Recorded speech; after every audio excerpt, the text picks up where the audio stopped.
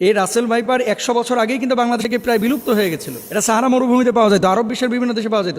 বাংলাদেশে কিভাবে আসলো এই সাপটা? সাপে কামড়াইলে বাংলাদেশে আমরা কিছু ভুল বা কুসংস্কার কাজ করে থাকি। আর কিছু সাপ আছে, আপনি জানেন কিনা, সারা পৃথিবীতে যত ধরনের সাপ আছে 80% সাপ যাদের বিষ নাই, মানুষকে কামড়াইলে মানুষের শারীরিক কোনো ক্ষতি হয় না। এবং সাপের একটা নেচার আছে, কিন্তু আপনি যতক্ষণ পর্যন্ত তারে খোঁচাখুচি না করবেন ততক্ষণ পর্যন্ত কিন্তু কামড়ায় না। খেয়াল করে দেখেন, ধরেন আপনার পাশ দিয়ে চলে যাচ্ছে, আপনাকে প্রথমে কিন্তু ছোবল মারে না, এটা সাপের একটা বৈশিষ্ট্য। কিন্তু এই রাসেল ভাইপার বাংলাদেশে যেটা ছড়িয়ে পড়েছে, সাপের ব্যাপারে কিন্তু হাদিস আছে একাধিক।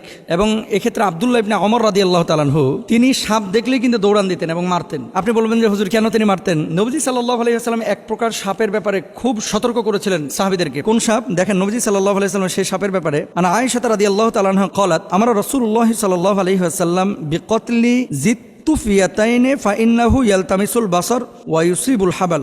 আয়েশা রাদিয়াল্লাহু তাআলা আনহা থেকে বর্ণিত, তিনি বলেন, রাসূল আকরাম সাল্লাল্লাহু আলাইহি ওয়াসাল্লাম পিঠে দুটি সাদা রেখা বিশিষ্ট বিষধর সাপ মেরে ফেলার নির্দেশ দিয়েছেন, কারণ তার দৃষ্টিশক্তি কেড়ে নেয় এবং গর্ভস্থ সন্তানের উপরে বিরূপ প্রতিক্রিয়া সৃষ্টি করে। গর্ভে যে সন্তান থাকে, এরকম কোনো মাকে যদি এই সাদা রেখা বিশিষ্ট সাপ দংশন করে, তাহলে সেই সন্তানের উপরে ইফেক্ট করে, মায়ের উপরে ইফেক্ট করে। এটা নবীজি নিজে বলেছেন। কোথায় আছে হাদিসটি? এই হাদিসটি আম্মাজান আয়েশা সিদ্দিকা রাদিয়াল্লাহু তাআলা আনহা থেকে বর্ণিত। আরেকটি হাদিস, ওয়াকালাল আবতারু ওয়াদুত্তুফ ইয়াতাইনে, নবীজি কি বলছেন? লেজ খসে যাওয়া এবং পিঠে দুটি সাদা রেখা বিশিষ্ট সাপ। আব্দুল্লাহ ইবনে ওমর রাদিয়াল্লাহু তাআলা আনহু একটা সাপ দেখলেন, তারপরে এটার পিছু নিয়েছেন। অন্যান্য সাহাবীরা ওনাকে বলছেন, এই তুমি কোথায় যাচ্ছ? এই যে সাপ, নবীজি সাল্লাল্লাহু আলাইহি ওয়াসাল্লাম তো সাপ দেখলে মেরে ফেলতে বলেছেন, এই জন্য আমি মারার জন্য যাচ্ছি। তো সাহাবীরা বললেন, তুমি কি শোনো নাই যে ঘরে এবং ঘরের বাইরে যে সমস্ত সাপগুলা মানুষের আশপাশে থাকে, এই সাপগুলো তোমাকে দংশন না করলে, তোমার ক্ষতির কারণ না হলে তুমি তাকে হত্যা করতে পারবে না। এটা নবীজি নিজেই নিষেধ করেছেন। তাহলে কি এখান থেকে বোঝা যায় যে যেই সাপটা আপনার শরীরের জন্য ক্ষতিকর, আপনার জীবন বিনাশ করবে, সেই সাপকে আপনার হত্যা করতে হবে।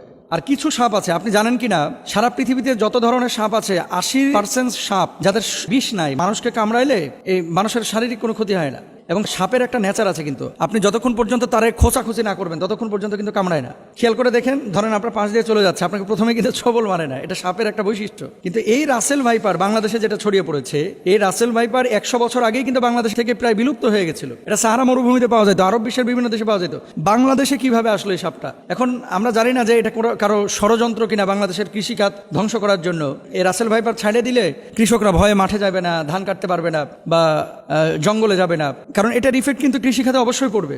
ডাক্তাররা বলতেছে যে এটা যদি দংশন করে তাহলে মানুষ মারা যাবে খুব শীঘ্রই। এবং মেডিসিন বা ইনজেকশন দেওয়ার পরে, অ্যান্টিভেনম দেওয়ার পরেও কিন্তু কাজ হয় না। অনেক সময় কিডনি বিকল করে ফেলে, হার্ট দুর্বল করে ফেলে, হার্ট বিকল করে ফেলে, এই জন্য মানুষ মারা যায়। এখন নবীজি সাল্লাল্লাহু আলাইহি ওয়াসাল্লামের সেই হাদিস থেকে আমরা স্পষ্টরূপে বুঝতে পারি, যেহেতু রাসেল ভাইপার মানুষের জন্য ক্ষতিকর। এবং আজকে দেখলাম পত্রিকায় ফরিদপুরের একজন লিডার তিনি ঘোষণা করেছেন যে রাসেল ভাইপার একটারে যে মারতে পারবে তার আমি 50,000 টাকা পুরস্কার দেব। তো এখন মানুষের জীবন আগে ভাই। প্রাণী, এই সাপ, পোকামাকড় যারা দংশন করে, এগুলো পরিবেশের ভারসাম্য অবশ্যই রক্ষা করে, কিন্তু মানুষের জীবনের জন্য যদি ক্ষতির কারণ হয়ে দাঁড়ায়, নবীজির ভাষ্য অনুসারে সেটাকে হত্যা করতে হবে। এবং ইভেন কুকুর, রাস্তায় যে সমস্ত কুকুর ঘোরাফেরা করে আপনার কোনো ক্ষতি করে না, তাদেরকে হত্যার কথা বলা হয় নাই। কিন্তু এমন কুকুর যদি থাকে যে কুকুর দেখলেই আপনার পেছন থেকে ধাওয়া করে, বাচ্চাদেরকে কামড়ে দেয়, এই কুকুরগুলোকে হত্যা করতে বলা হয়েছে। সুতরাং রাসেল ভাইপারের যে বিষয়টা, এটা হাদিস থেকে আমরা যেটা বুঝি, নবীজি সাল্লাল্লাহু আলাইহি ওয়াসাল্লাম বলেছেন ক্ষতিকারক যদি হয়ে থাকে তাহলে সেখানে তাকে হত্যা করা যাবে।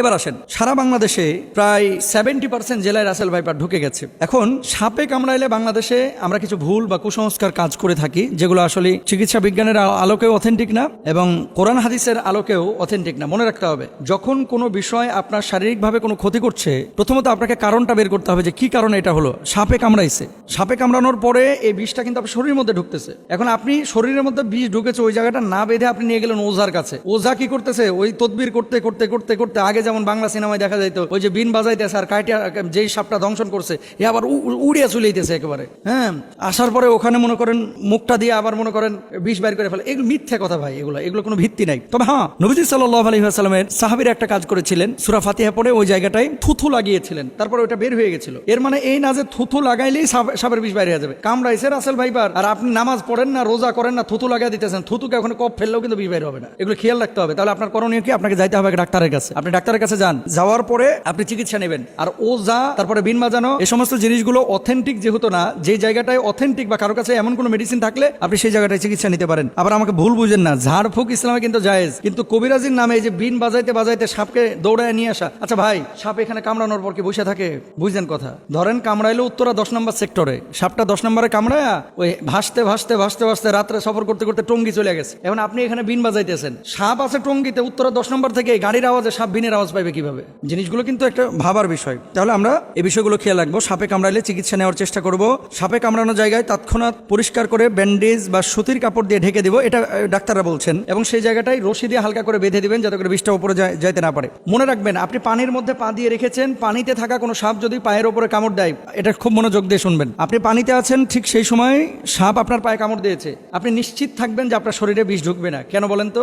সাপটা যখন কামড় দেয়, বিষটা যখন এই তার দাঁত থেকে বা মুখ থেকে ছাড়ে, বিষটা ছাড়ার সাথে সাথে পানির সাথে মিশে ওই বিষটার শরীরের মধ্যে ঢুকে না। এই জন্য সাধারণত বিষধর সাপ পানির মধ্যে কামড় দেয় না। এই ধরা সাপ টোরা সাপ যেগুলো কামড় দেয়, চিন্তার কোনো কারণ নাই। কিন্তু শুকনো জায়গায় যদি আপনারা সাপে কামড় দেয়, বি কেয়ারফুল, এখানে আমাদের সচেতন হতে হবে। অনেকে সাপে কামড় দেওয়ার পর ওই জায়গাটায় মুখ লাগায় চুষে বিষ নামানোর চেষ্টা করে, এটা সম্ভব না। চুষ দিয়ে বিষ বাইর করাটা, এটা বিশেষ করে রাসেল ভাইপারের কোনোভাবেই সম্ভব না। আর বিষাক্ত সাপে কাটলে বাঁচার একটাই পথ, দ্রুত হাসপাতালে যাওয়া, আল্লাহর কাছে দোয়া করা, সূরা ফাতিহা পড়ে সেই জায়গাটায় ফুৎকার করা। যেহেতু এই সূরাকে বলা হয় সূরাতুশ শিফা, মনে রাখবেন সূরা ফাতিহাটাকে বলা হয় সূরাতুশ শিফা, এবং সাহাবীরা এই আমলটা করে ফলাফল পেয়েছে। আমরা আমলটাও করব এবং হসপিটালেও যাব, আল্লাহর উপর তাওয়াক্কুল করব। আল্লাহ তাআলা তৌফিক দান করুন।